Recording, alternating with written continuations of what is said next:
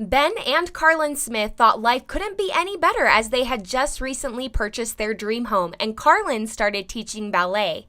They had no idea this would be the most trying summer of their lives, as Ben would lose his job and their youngest child, 4-year-old Gage, would be diagnosed with severe autism.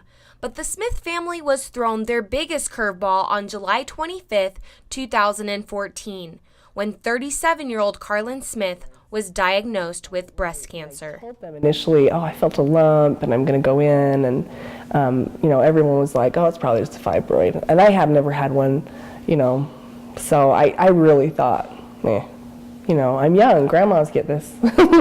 Though the lump they found was a fibroid, Carlin did in fact have breast cancer. She was diagnosed with stage 3B breast cancer and was rushed in 5 days later for a double mastectomy. Taylor Holman reporting in Rexburg for Upper Valley, Idaho. Yeah, now she can wear hats in style. I was bald everywhere. Now we have mom and dad bald. My faith is very strong, and through it all, I felt more close to God, and I felt Him carry me through and give us so many blessings to help offset the hard.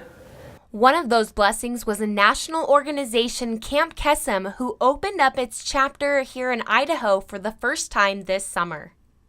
Camp Kesem is a week-long summer camp put on for kids who have parents that have struggled with cancer in any way.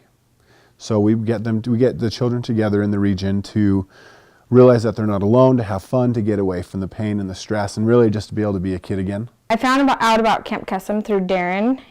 He came to my recreation orientation class for my major and told us about it and said it was for kids whose parents have cancer. And when I was a senior in high school, my dad had cancer, and so I knew instantly that I wanted to help these kids and get involved.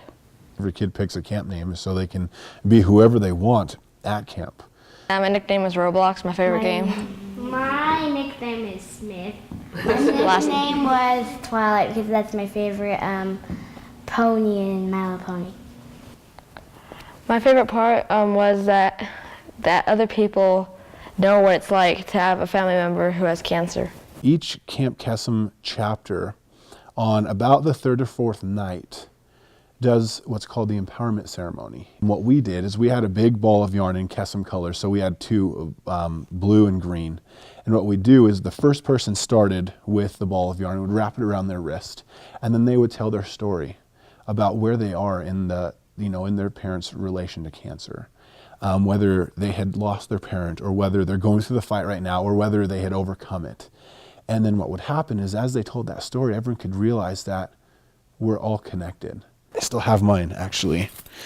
I carry it with me, so I want to bring it to camp next year as well. That had to be the most powerful, as I think that's the turning point. That's the point where everyone realized the magic that happens at Camp Kesem, the healing and the growth. When we went to pick him up, I was running down the trail. I had to hold because I had these drainage tube things that I had to sit and measure and empty, and I had them for like 2 weeks. So I had to hold my little things, and I just ran down the trail couldn't wait to see where they were, and they were so dirty. Really gross. The kids came back with better tools to cope with the situation. Absolutely, they knew more. Yeah. Because they really were just kind of... They didn't know. Yeah, they didn't quite understand.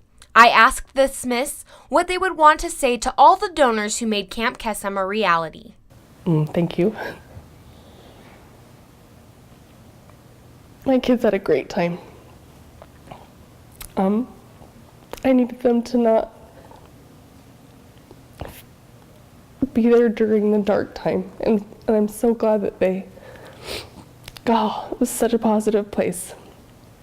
So I'll sing Camp Kesem's praises forever.